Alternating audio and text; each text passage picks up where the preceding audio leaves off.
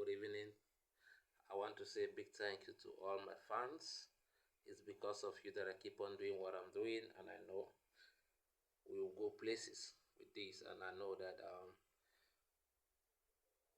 God will use this to take us to places. And I want to say I appreciate all your messages, I appreciate all your comments, and please feel free to comment anything, feel free to say anything. I'm open to criticisms, I'm open to correction, I'm open to proposals.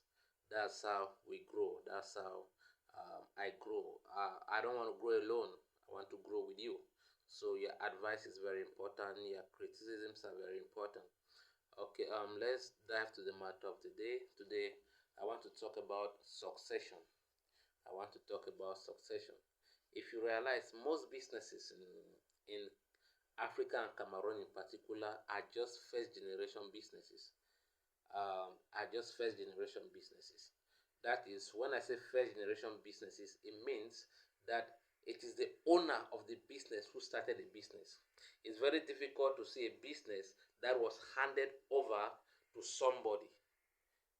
So when I say first generational business, I mean the businesses that are existing, the owners that started the business are still the one running the business.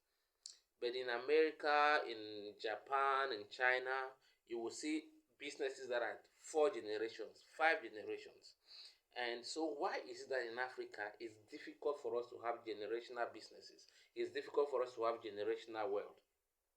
Now, the reason is simple. The first thing is our system of leadership. We have authoritarian leadership system. We have a dictatorship leadership system.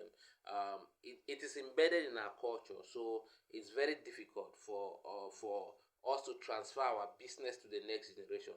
Why? Because as the entrepreneur, the owner of the business, the founder of the business, your word is yea and amen. Nobody has the right to propose to you. Nobody has the right to criticize you. Nobody has the right to advise you. Nobody has the right to express their own views or ideas. All they have to do is to say, yes, sir. All they have to do is to say, yes, sir. Now, by so doing, they are not expressing themselves. They are not living to their full potentials. So, in the case of your absence, they cannot handle the business because you never taught them the business. You cannot be in a situation where all you can say is yes, sir, and you learn. No. But in the Western world, owners of business give rooms even to cleaners to advise them. They give that liberty, that freedom of speech, that freedom of expression.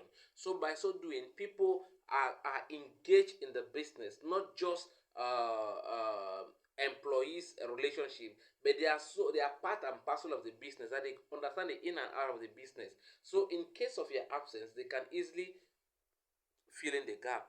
But when you come in a business where like the owner is the only one who takes decisions without consulting anybody, the owner does not explain his decisions to his staff, the owner does not give the staff the liberty to express themselves, the owner does not give the staff the how can I put it, the opportunity for them to showcase their skills, it becomes a horrible problem.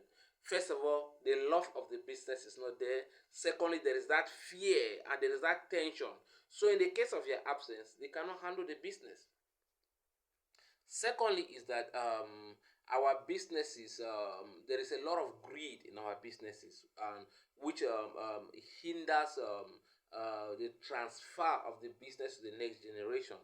For instance, once you are the owner of the business, your wife is the assistant director, your son is the financial officer, your cousin is the, so now you put people that are not competent.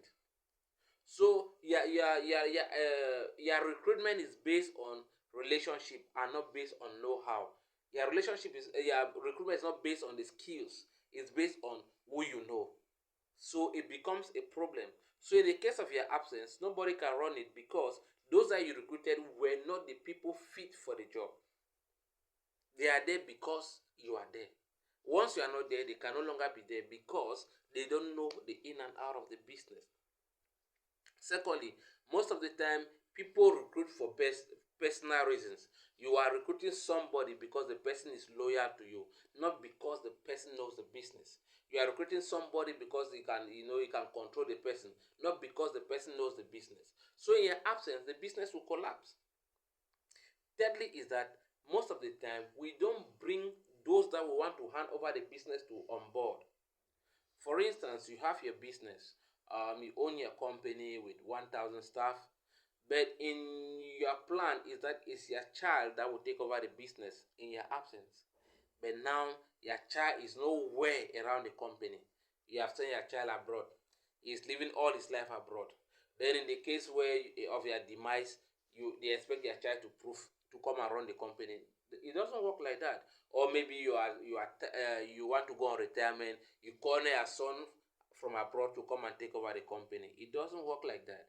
But if when you were running the company, you involve your child from the grassroots level, and that your child knows the in and out of the business. Your child is seeing where you are buying your raw materials. Your child is seeing where you are selling the raw product. Your child is seeing how you are pricing the raw materials. Your child is seeing how you are recruiting your staff. Your child is seeing how you are paying your staff. Your child knows all your customers. Yeah, you introduce your child to all your customers, to all your friends.